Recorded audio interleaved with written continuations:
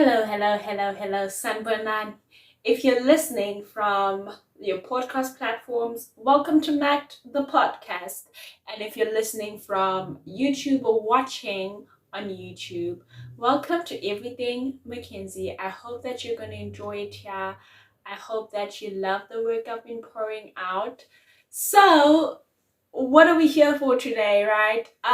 Okay, we're gonna be doing a Q&A, or rather I'll be answering questions that I got asked a couple of weeks ago on Instagram. So yeah, man, um just want to get straight into it. And yeah, man, I'm still trying to figure out if I actually wanna tag the people who also asked. I think I should. Also, another thing to note is that this is my first online. Okay, it's not necessarily my first online, but it's essentially my first online Q&A. It's definitely going to be my first on my podcast platforms. I think I already have like given a whole PSA, if we can call it that, if I'm having speaking videos or anything that is befitting of my YouTube channel, I'll also probably transfer the rest to my podcast platform.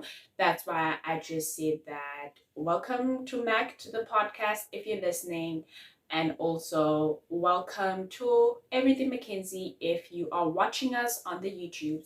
So let's get straight into it. I didn't really get a lot of questions, and I don't want this video to be too long as well. So, the first question is, do you believe in unconditional love?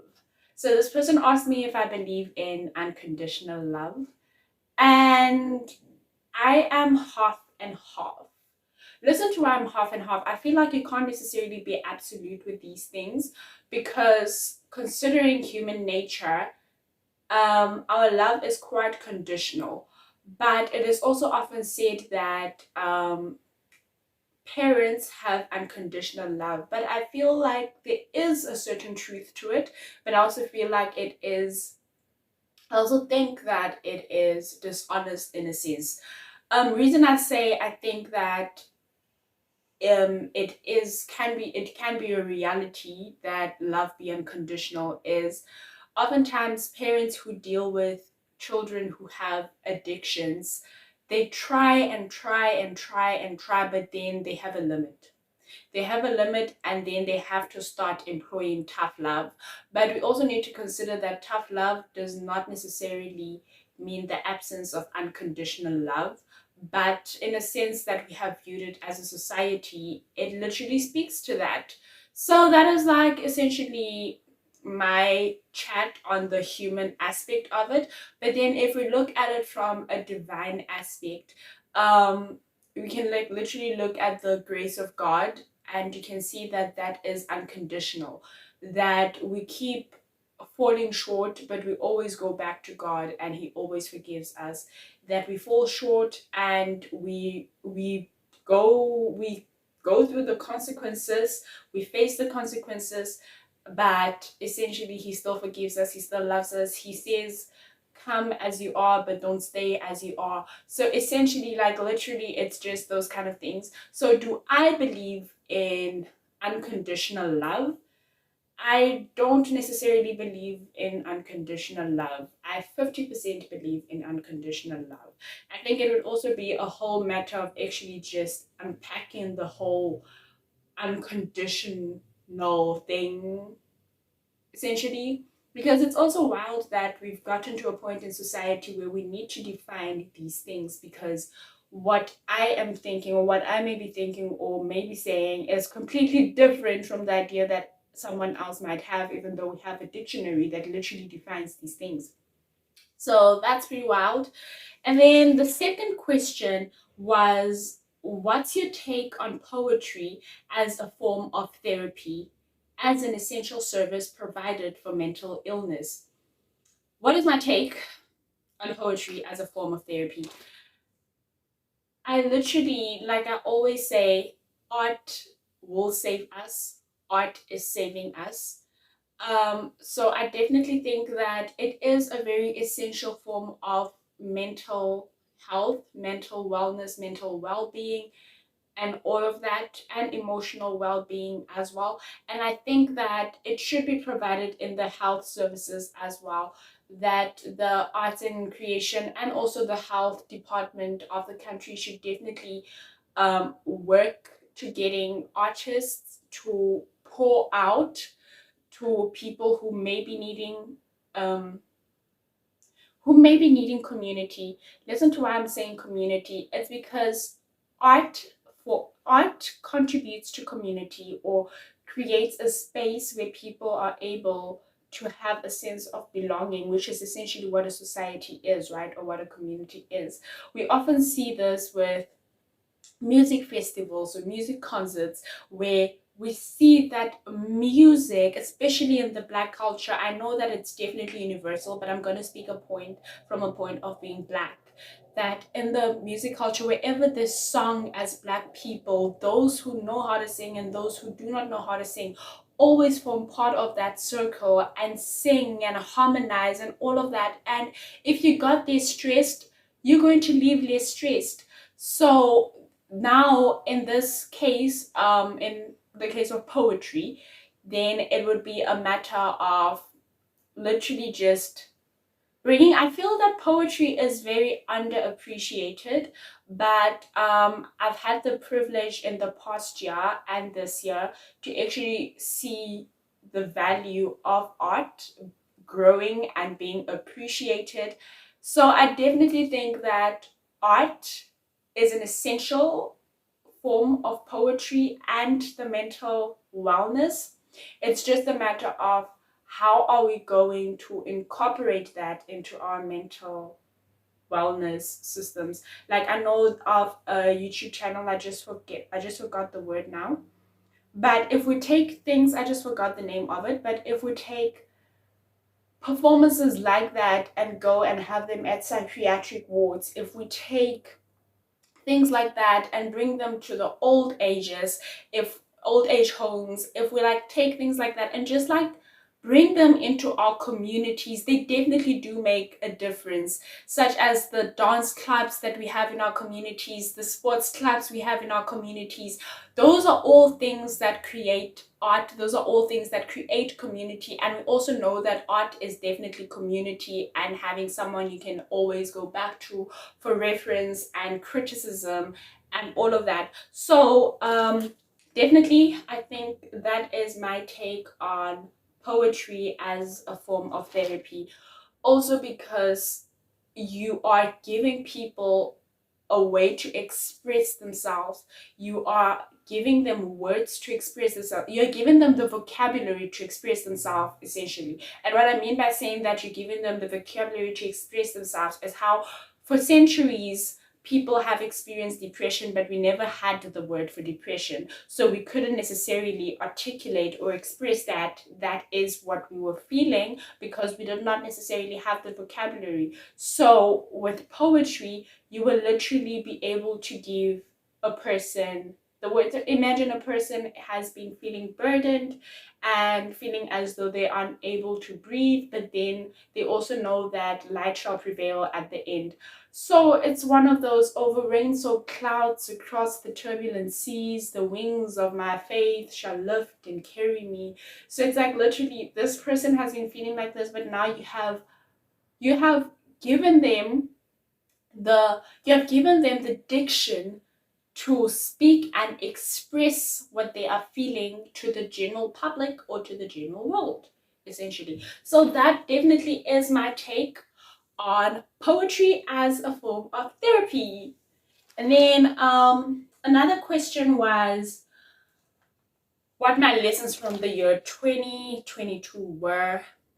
So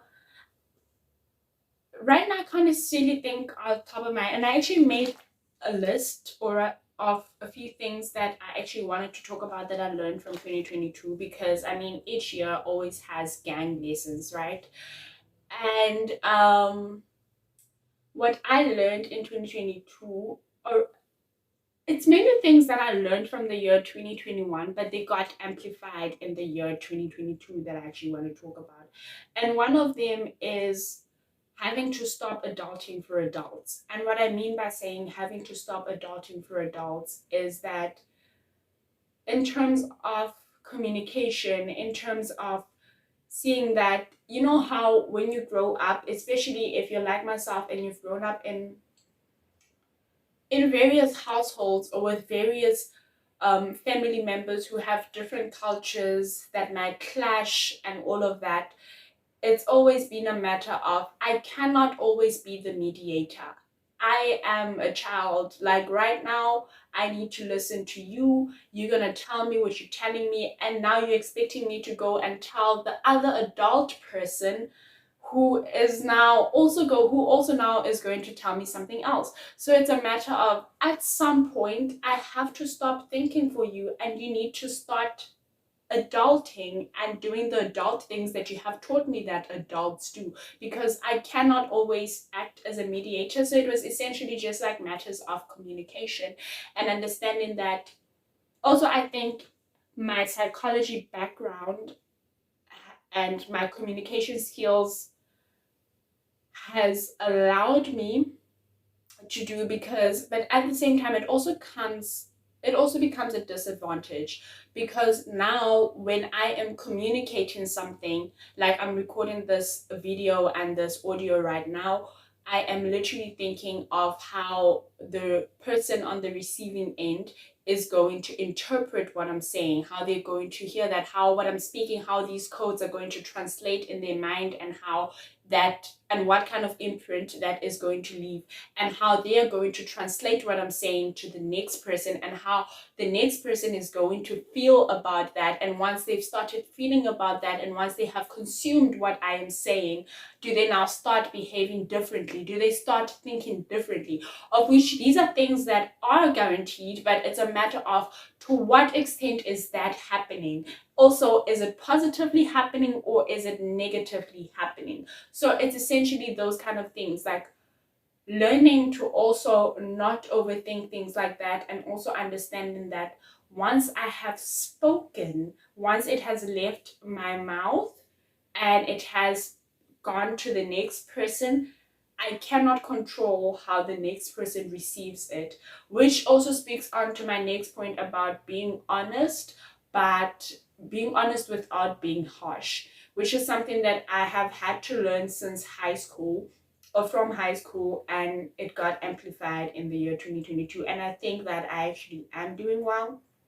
It was you can say your piece and you can be honest, completely honest, but you can do so with grace, which has also, there's a podcast we did also on grace and seasons and all of that, which literally spoke about giving yourself grace. And that is a form of giving yourself grace, because now you are able to tell people what you think, you're able to tell people what you know, you're able to provide people with facts as well, and you are able to do so in a manner that will not harm them as much as had you just been blunt about it, essentially. So yeah, just taking people's feelings into consideration, because you don't necessarily know what people may be going through or how they may be beating themselves up, and you saying whatever it is that you want to say may actually just amplify their sorrows, their overthinking, and just cause them to do unspeakable things. So, yeah, essentially that was what I learned from the year 2002. And also, another lesson I learned, which is very personal, is that I think this was more so for me and not for me to other people type thing. But it was, I realized that you don't have a lot of time. You may think that you have time because you're only 20 and you're still going to be on earth probably for the next 40 years, and you might think that you have time, but you really don't have time, and you shouldn't be relaxing. But another thing that I also learned is that it's also okay to have a lot of interests and to be working on a lot of things. If they all form part of the bigger picture, that's lovely, that's great. You don't have to commit to one thing. So the one lesson I definitely learned and started implementing in the year 2022 was that it's definitely okay, man. I don't have to commit to one thing, and that I'm here to live many lives, just as I believe we're all called to live many lives. That's why we have this different seasons in our lives that we have. It's just, are you living in your purpose? Is this thing edifying you and edifying other people? Is it in alignment with who you are as a person and what your calling is on this world? So it's essentially things like that. There's quite a lot of things that I learned, lessons that I took from 2022. So I don't know, I'm just not saying 2022. But anyway, that is literally just it. It was better communication, that you can be honest without being harsh. Just at some point, you need to quit adulting for adults, and if adults don't want to adult, that's also fine. We all have our own lives to live anyway, and that they are just people who are here to guide us and show us the way. But then at the end of the day, you need to take responsibility for your own life, because when you die alone, you don't die with them. Whenever judgment day comes, you are the one who gets judged. You don't get judged with them, and they won't be answering on your behalf as well. So essentially, taking ownership of your own life, especially if you're dependent on like multiple people, and also if you come from a background where there is a lot of different cultures and traditions practiced, and essentially, where do you stand? Where does your spirit lead you, and what is your spirit telling you? What is the truth? Which is something most people say, what is your truth? I don't know how I feel about the whole your truth thing, but then I also understand the concept of a person's lived experience. So yeah, essentially. And then there's another question. Oh, what are you studying and why? So I am studying my Bachelor of Arts, my final year in Bachelor of Arts in Sociology, Psychology, and Ethics. So I am a triple major. um why am I studying that? Oh well, I'm studying it because I was literally picking things that sounded cool. I was like, oh Lord, I'm game. Okay, I'm kidding. But then yeah, I won't lie, I've always been fascinated with studying things just because they sounded cool. I remember at some point I wanted to be an archaeologist just because it really sounded cool, until I found out that I might need some mathematics. And I was like, no, it's fine, I have no interest. Anyway, I think given the chance, I probably would do archaeology because I also am quite fascinated with history and all of that. But why am I studying a Bachelor of Arts? I'm studying a Bachelor of Arts because I did not qualify for LLB after matric. I wanted to do LLB, and in hindsight, I'm actually glad that that didn't happen. But that's also not to say that I will not be studying law anytime soon. I might not. Like I said, I'm a person of many interests, and I believe in living many lives. I think I also have expressed that I don't see a problem and that I don't mind being in academia for the rest of my life, really, because I do appreciate and I do enjoy contributing to academia. So that is, yeah, essentially why I am doing what I am doing. But I am mainly fascinated with sociology, specifically African sociology, because we have a lot of theories that are from elsewhere, that are from Europeans and all of that. But then we all know that Africa is the center of knowledge. So essentially, that is why I am doing sociology. But of course, when I did sociology, when I chose sociology, it was just a matter of, oh yeah, I want to know how societies work. Little did I know that I was also going to learn about African sociology, and that we also need to reference work from Africa, because we need to learn work from Africa written by African authors, because they have lived an African life, they have lived an African existence, and they are not some Europeans who came to Africa and decided that this is what civilization should look like, and this is what societies should do, and this is how societies should develop, and all of that. So essentially, that was like, oh, that is so cool. This is definitely something that I would like to do.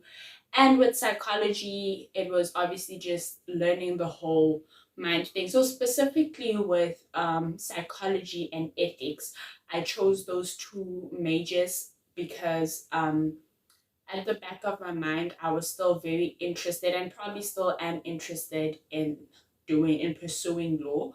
But I chose that. I chose those two just in case I wanted to continue with law again.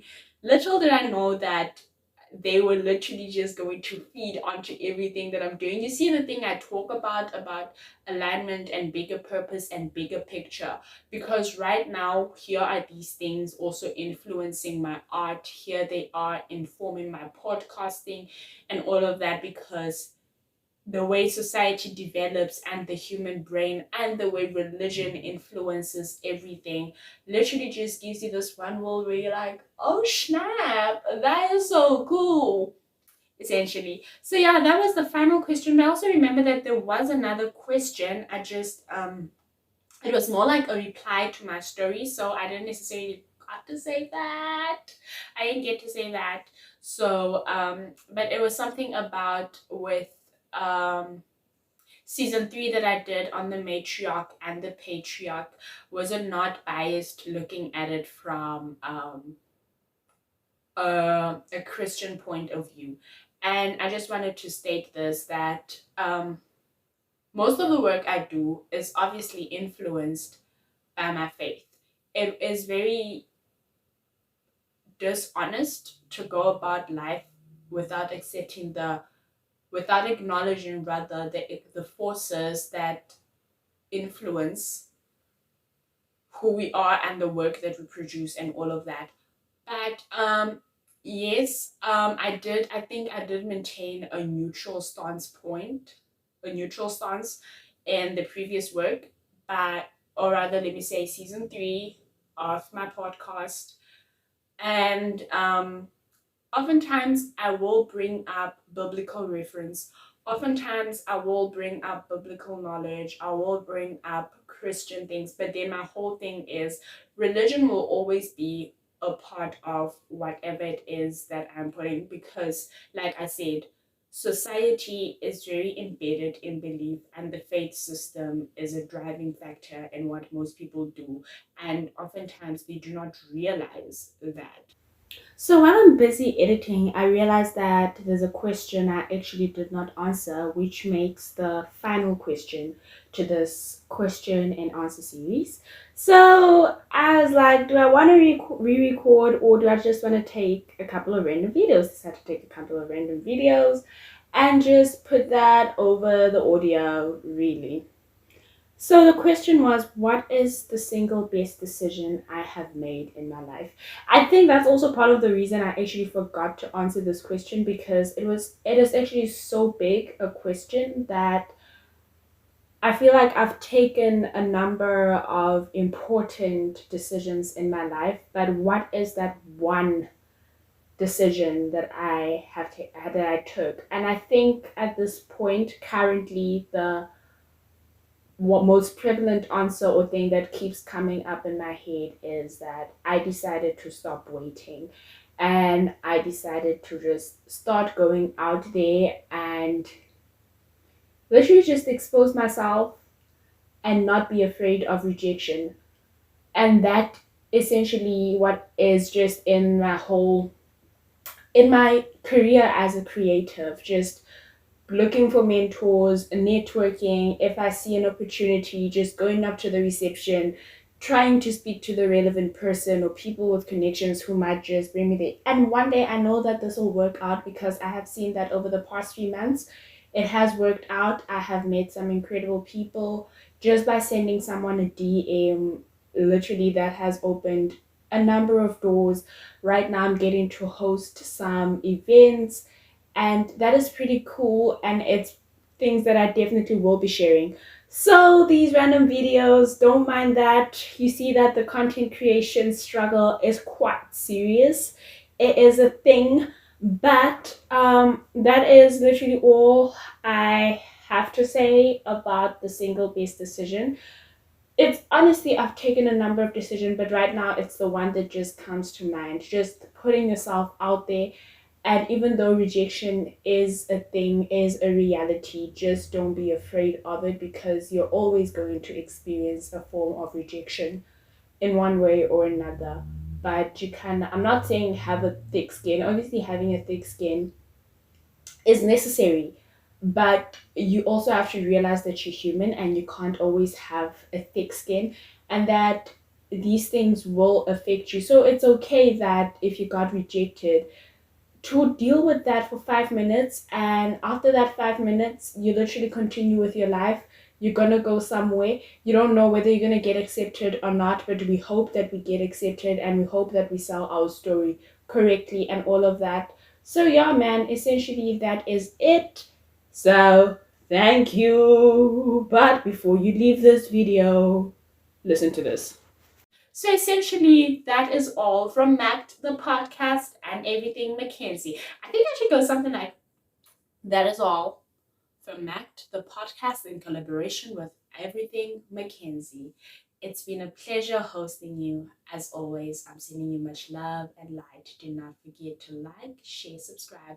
And if you're listening on the podcast platforms, do remember to leave us a review and maybe a following. But we know that a rating from you is very much appreciated. Love and light.